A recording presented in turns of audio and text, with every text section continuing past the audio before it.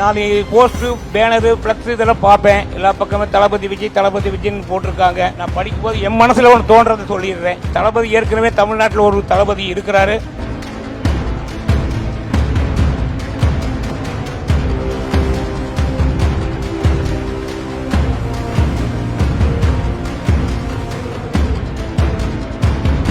தேசிய முற்போக்கு திராவிட கழகத்தினுடைய கோவை தெற்கு மாவட்ட துணை செயலாளர். ஆனால் மாற்றுக் கட்சியாக இருந்தாலும் கூட என்னுடைய பெண்ணுக்கு மதிப்பெண்ணை நல்ல கல்வியை பாராட்டி ஊக்குவிக்கும் விதமாக இந்த விருதை வழங்க இசைந்துள்ளார்கள் என்று நினைக்கும் போது மகிழ்ச்சி அடைகிறேன். உங்களுடைய இந்த கல்வி சேவையிலே எங்கள் இறை தெய்வம் கேப்டன் அவர்களை நாங்கள் பார்க்கிறோம். எங்கள் கேப்டனின் இந்த செந்தூர பாண்டி என்றைக்குமே இதுபோல பல சேவைகளை செய்து மக்கள் மனதிலே நீங்கா இடம் பெற வேண்டும் என்ற ஆசையை சொல்லிக்கொண்டு ஒரே ஒரு கருத்தை மட்டும் முன்வைக்கிறேன். நாட்டினுடைய இரண்டு கண்கள் என்றால் ஒன்று கல்வி, இன்னொன்று விவசாயம். கல்வி நாட்டுக்கு நல்ல பெயரை கொடுக்கும், விவசாயம் நாட்டில் உள்ளவர்களுக்கெல்லாம் சோறை கொடுக்கும். ஆகவே கல்வி சேவையை இந்த மாணவர்கள் எல்லாம் ஊக்குவிச்சு எப்படி நீங்க ஒரு உதவி செய்யறீங்களோ அதுபோல நாட்டில் நிறைந்த நலிந்து அடைந்த விவசாயிகள் ஏராளமான பேர் இருக்கிறாங்க.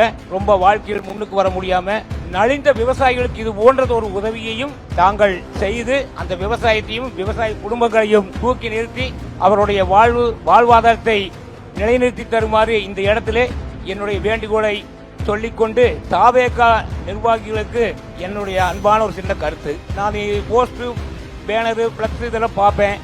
எல்லா பக்கமே தளபதி விஜய்னு போட்டிருக்காங்க. நான் படிக்கும் போது என் மனசுல ஒன்று தோன்றதை சொல்லிடுறேன். தளபதி ஏற்கனவே தமிழ்நாட்டில் ஒரு தளபதி இருக்கிறாரு.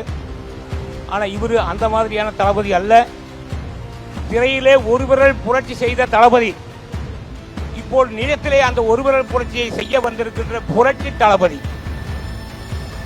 தாவேக நிர்வாகிகள் எல்லோருமே இனி அந்த புரட்சி தளபதி என்ற அடமொழியோடு போட்டால் அதை படிக்கிறதுக்கு கேட்கறதுக்கு பார்க்கறதுக்கு சந்தோஷமா இருக்கும். அது மட்டுமல்லாமல் அரசியலுக்கும் புரட்சிக்கும் ஒரு சம்பந்தம் உண்டு.